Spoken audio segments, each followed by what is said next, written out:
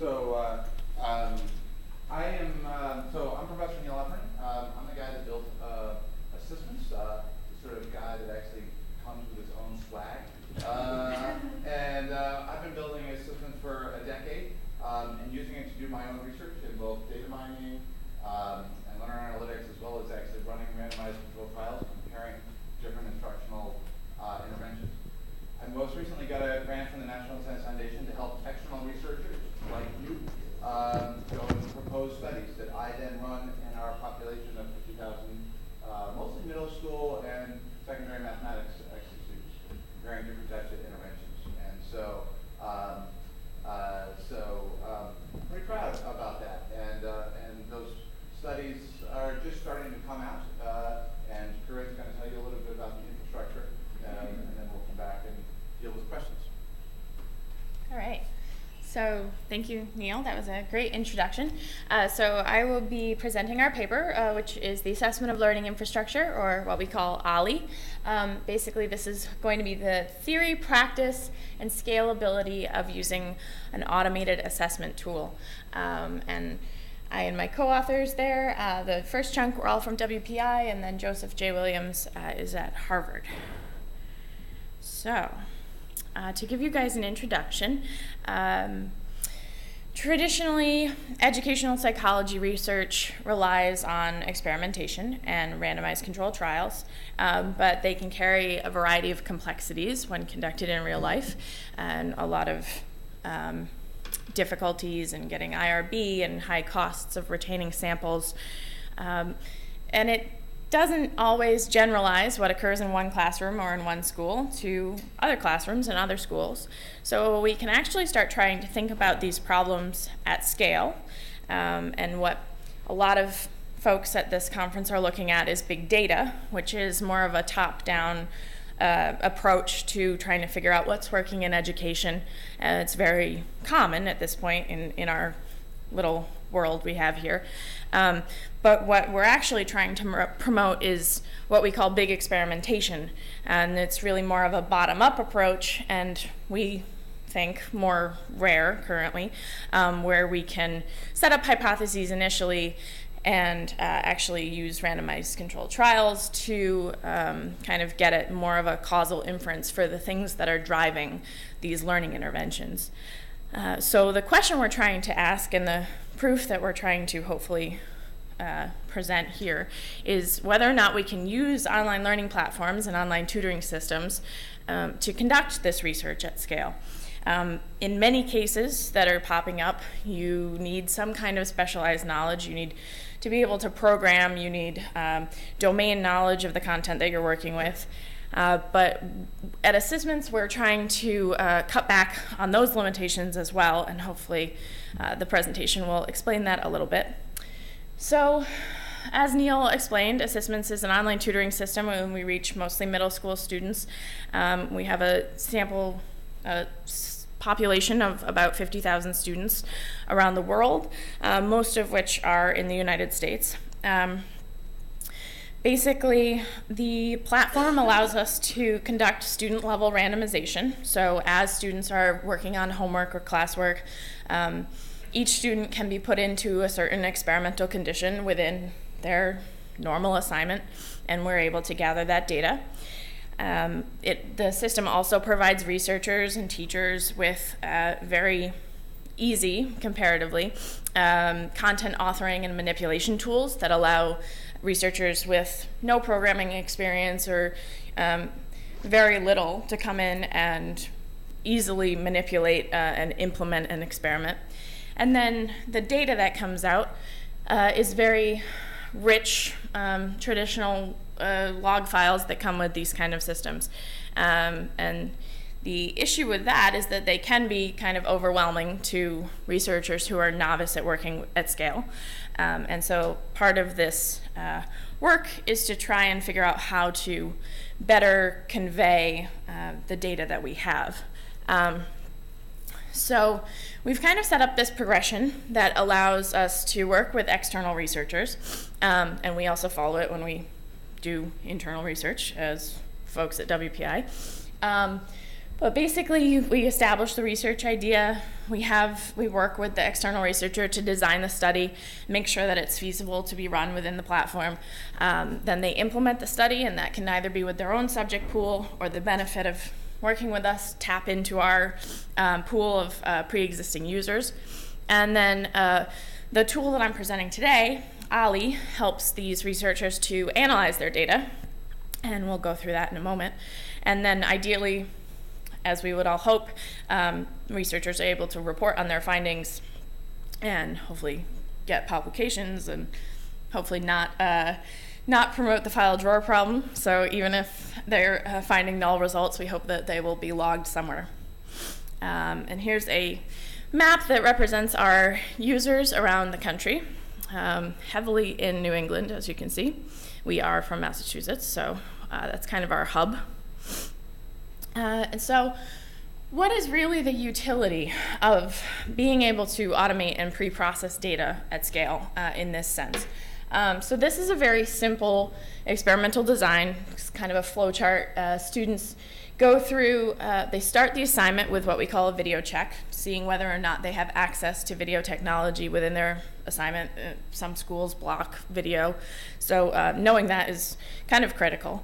If they do have access to video, then we kind of route them into what we call a choose condition that will randomly assign them to being in either the control or the experimental condition. And this can vary across people's interests, researchers' interests. We've looked at comparing video feedback to text feedback as the control. Text is what we traditionally provide. We've looked at providing students with choices about what they're receiving compared to not, which is what we traditionally provide. We've looked at content-based manipulations, so whether or not you should be spacing and interleaving your skill delivery. So there's a variety of things that can fill in these purple boxes, essentially. And you can expand and have multiple experimental conditions. It's not restricted to 2. And then we're able to route students into a post-test. We could also have put a pre-test right after the random assignment to be able to look at pre-post gains. But basically what comes out of this, in our system, in a very rich data set, can, even in a simple study, can be very difficult for novice researchers to take in and organize and figure out exactly the link between the data and the system and make sense of it all. So that is what the tool we are trying to build and trying to improve consistently is aiming to do. So Ollie is basically a lab assistant that retrieves data, and so that is why her symbol is a little cute dog. And basically, Ollie has benefits for the users through we're helping to establish stronger learning interventions that produce greater learning outcomes, working the system towards personalized learning, and carries no complications for the teachers. So all of this can be running in the background through traditional homework and classwork without really having any negative impacts. It also obviously is helping the researchers. They're getting better data. We're actually conducting a variety of preliminary analyses for them, and we're trying to aim for extremely simple communications. It's also helping the platform, so we're able to use the findings that people are getting to iteratively improve our content and boost our system's efficacy. And then as a whole, to the learning analytics community, we feel that this type of tool is a call to the field to have more systems promote research and establish universal measures that will allow us to kind of speak fluently between systems and promote open data. So I want to very briefly, it's probably going to make me log in, I didn't. So this is the testbed website. I'll give you the link at the end. Basically, it walks you through how to use the system, a variety of, really walks you through that 5-stage progression that I had shown on exactly what you need to know as an external researcher to come work with us, and talks a little bit about Ollie and the benefits of what you get from Ollie.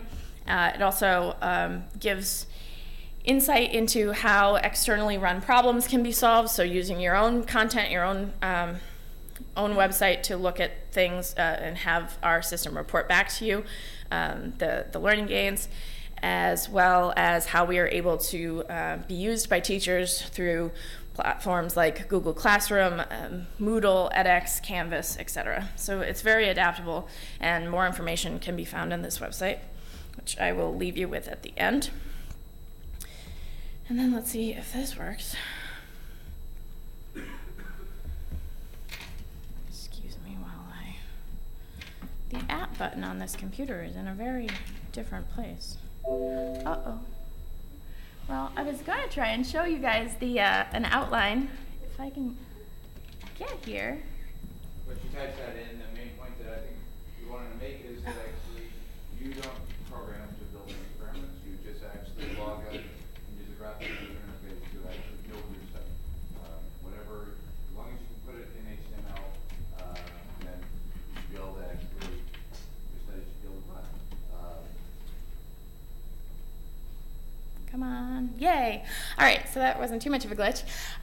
So basically this is what it looks like when you end up in assessments and you're building as an assignment for students and a randomized controlled trial within an assignment. So on the right-hand side here, we see a navigation menu. And basically this kind of goes through the flow chart. We've got whether or not students are in the study. We see they have a pretest. They go through an intervention. They get dropped into one of these conditions, and then they take a post-test. And then there's that alternative assignment for kids that can't actually access the tool that we're using in this experiment. Is actually called Graspable Math. It's a platform created by Aaron Ottmar, who is a new professor at WPI, that allows you to manipulate and move mathematics equations while you're solving them. It's actually very cool. So we are using assessments to test the efficacy of Graspable Math in comparison to more static assignments. So this gives you guys an idea of exactly how it works behind the scenes. Now, hopefully jump back in here without too much of a problem. It's never a good idea to leave your presentation, really. Okay. All right, so now hopefully with the time I have remaining, I'm going to talk a little bit about Ollie's current capabilities and actually using this system in practice. So working through all of these, one of the primary greatnesses about Ollie is that we were able to provide a variety of data and forms of data to researchers to use to analyze the effects of their research. We provide student, school, and class level covariates that are historical from prior to the study to allow them to set up controls to try and explain variance in their work.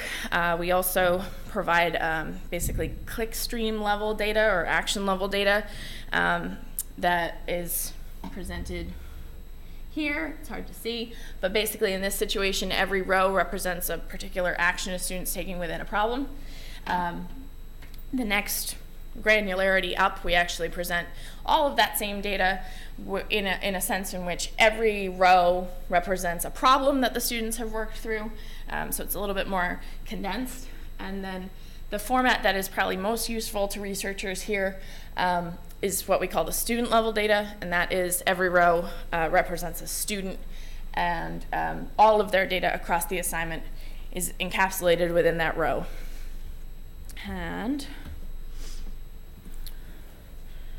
so returning to that kind of flow chart that we talked about a little bit earlier, Ollie has something that we call smart structures.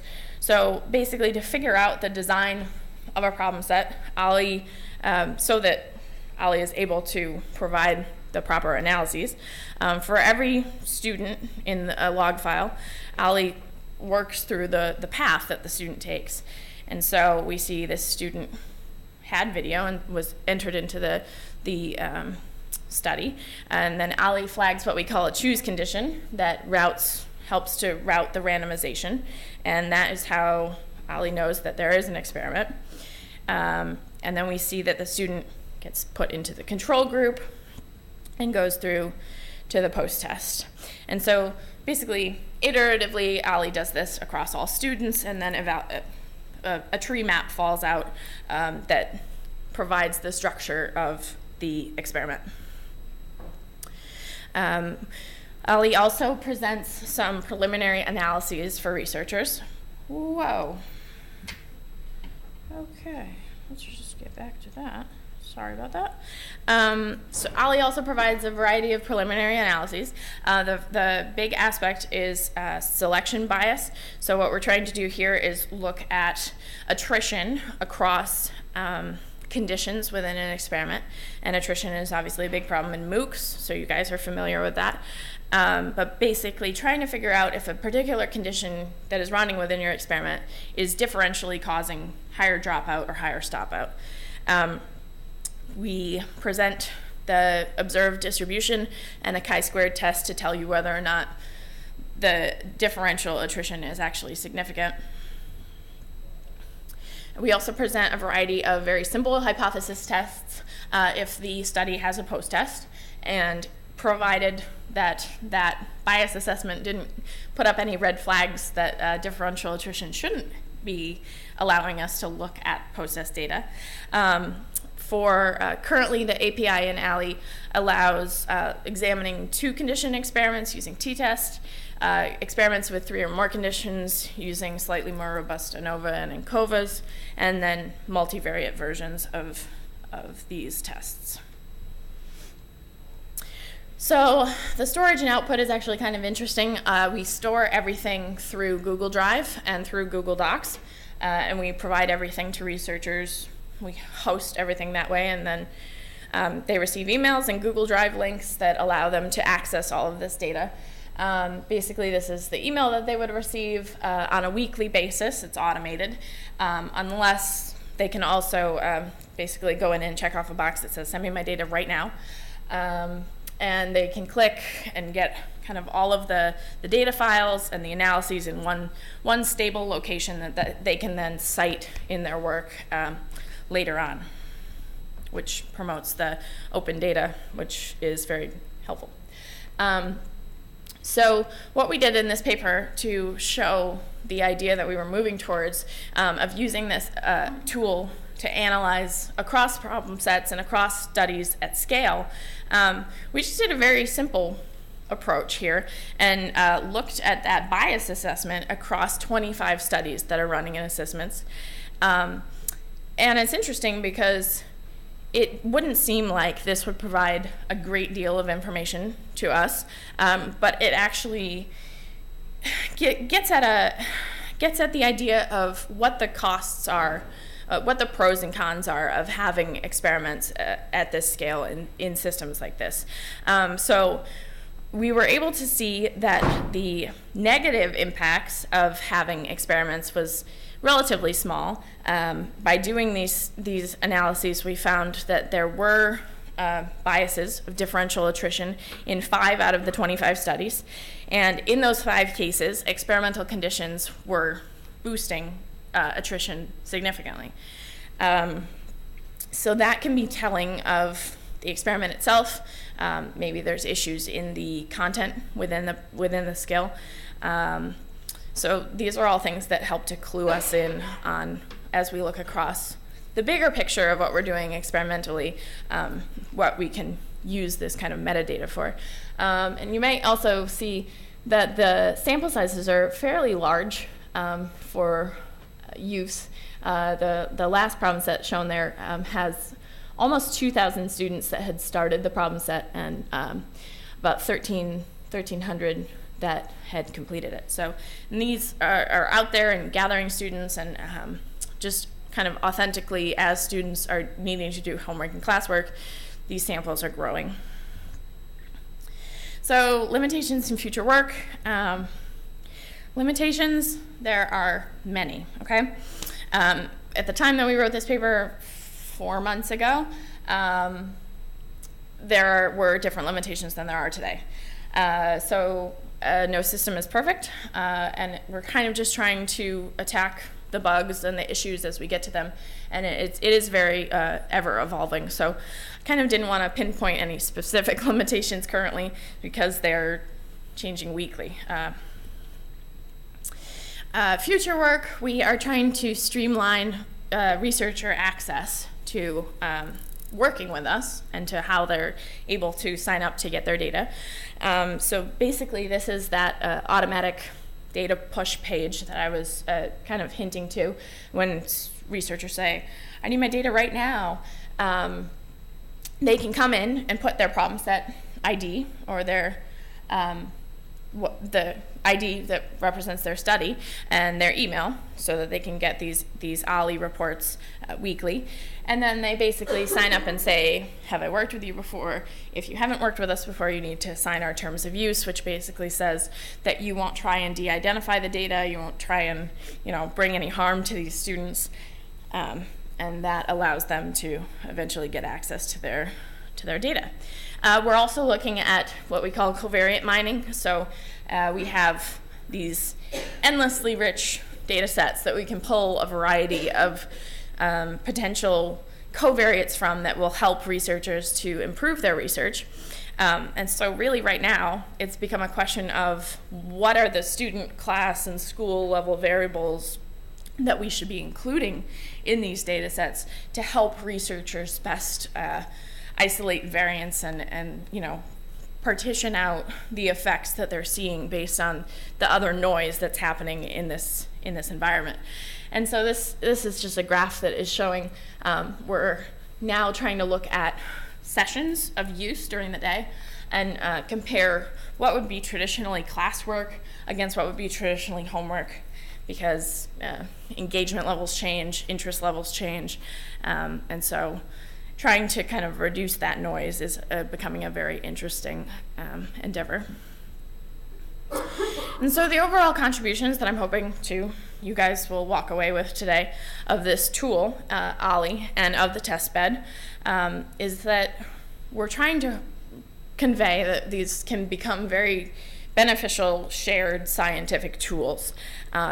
In that, we're hoping that it kind of shifts some perspectives in the learning analytics community toward infusing these types of platforms with research and with the capability of doing research, and then which will allow us to kind of establish a common language to help speak between systems and really improve the goals of the community in looking at best practices and getting at what we're trying to achieve. So, in my little Scotland pin here, thank you. And if you have questions, comments, ideas on how we can make the tool better, be well appreciated. And here's the testbed website. If you're interested in conducting research with us, head there, and it should provide you with everything you need to know to get in touch with us to start the process. So. Well, let's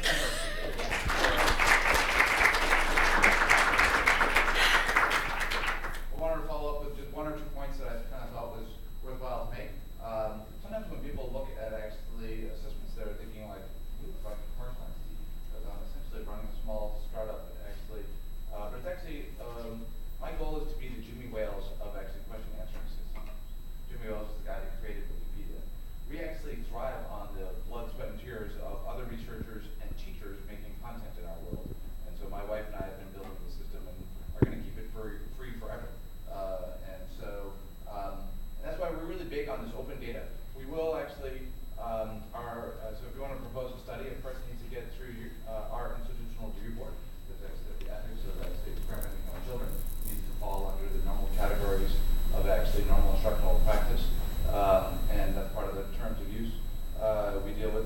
And I guess one thing that actually, this talk right here has been focused on like helping individual researchers, but we've also started helping two ed tech actually startups that actually want to get their early stage actually product actually properly evaluated in a randomized controlled trial to see if their intervention actually reliably causes better student learning. And so, and last, the thing that my goal here is that actually so how many of you have ever run a randomized controlled trial? Okay, so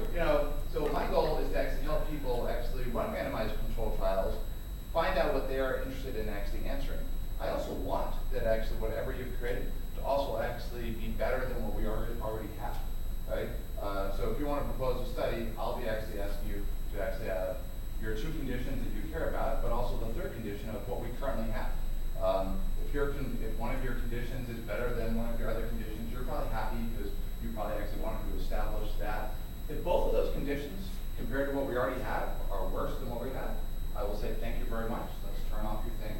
But if one of those is better, then I'm like, great, now you've actually built something, and I'll say, let's do another one. But we'll move that on up the pipeline to be even more broadly gone. So with that, let's take some questions. Are there any questions for Neil? Right up the back, just give me the exercise for the day.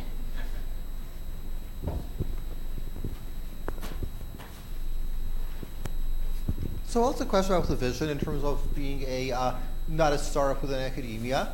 Is what you said about it being free forever written down somewhere in legalese, or will you consider releasing the platform as open source?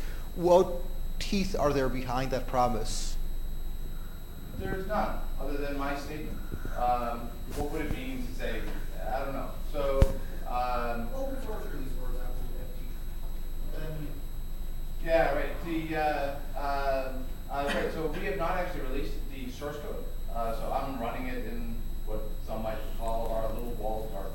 But we're doing that because we actually see the benefits of actually, we have individual teachers making contributions to our content, and we're trying to scale those up. Any other questions? Oh, yep. Quite a few. All right. I really like what you've done, and I like the intention of it. My question is about the touchy problem of intellectual property. So you own the data that's generated from other people's experiments, and as you've just explained, you may ask or decide to use someone's intervention into your system. And you know, scholarly publication is the coin of the realm for those of us who are academics. So how do you negotiate those issues with your users? So I guess actually, my goal of like these 12 researchers that have submitted studies here, I'm not on. I'm hoping to actually, in fact, I'm going to get a lot of benefit from it, right? And so I guess on the coin of the realm thing, because we had this conversation about, when these physicists are actually running big experiments, the guys that built the telescopes and the super colliders, they're actually on their papers. Yep. So exactly, I'm already tenured, I don't really care. So I guess there's that element. There's, but basically, but it is the case that if you actually want to run a study and you actually want to actually not actually share that, and you want to just come and actually get your study evaluated, well then WPI should actually make a little money off actually evaluating that company's intellectual property, and then they continue to own it. I think most of us that actually are happy to share our work, then it's good for you because you're sharing your work and like contributing to like Wikipedia. But are you still doing research on the larger database that's collected from everybody? And not that I think there's anything wrong with it, but I just think transparency about who's using what and where it lives and what are the terms of use after you become working with you. Yeah, so one of the protections that's kind of in place right now is basically if you start getting these reports, you have a year, or you can also ask for an extension before any of that data goes public. So that will kind of protect your intellectual ideas for a period of time at least. We also have, I have a colleague who is trying to kind of, similar to what I was showing here, look across a number of these studies and figure out what's working, figure out what's not working. We had a great idea proposed yesterday that was to start linking it up with what's actually producing publications, almost more like an evidence hub, our own assessments evidence hub, that will help people coming in say, oh no, that's already been done, we probably shouldn't try it again, or we should try it in a different domain. Or so we are trying to put kind of the roadblocks necessary in place that will, help protect researchers and help protect us, essentially. All right, we have one more question. Are there constraints on the kinds of studies you can run? I guess particularly I'm wondering about the length and whether you can, for instance, have a delayed post-test maybe embedded in a future unit or problem set. Sure. In the course. Yeah, so the majority of our massively scaled, well, not massive in this room, but largely scaled research happens in one night's homework or one class assignment.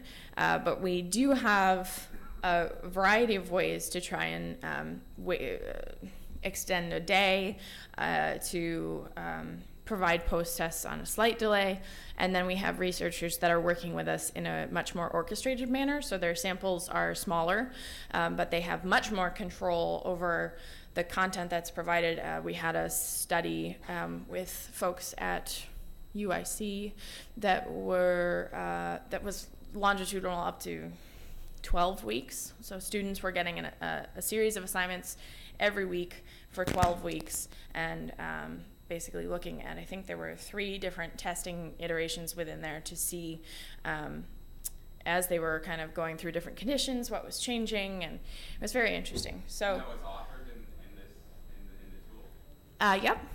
Yeah. So. And then you also actually get automated, all kids actually, and skill builders get an automated reassessment test a week later that gives you a sort of detailed measure as well as actually how they do on their preparation for future learning problem sets that are dependent upon the skills of the person. There was one more question. Is it a quick one? Sure. Yeah? All right, let's do one more. You talked about open data too, and normally when we're talking about open data, we're talking about open standards. And so several people, including IMS Global, have produced standards like Caliper that I would imagine would be a good fit for your platform to be outputting telemetry of learner data. Have you actually looked into embracing open standards for your open data sharing? Right, so we've definitely embraced actually the IMS standard on LTI that allows us to easily plug into actually MOOCs, for instance. And so I'm actually relying on Chris Brooks to actually help me actually figure out, should we be using calipers or TimCan? Our goal is to, why not embed it in some standardized form at the moment we're embedded in sort of text file. Great. All right, well, that's all the time we have. So please join me again in thanking Korinn and Neil.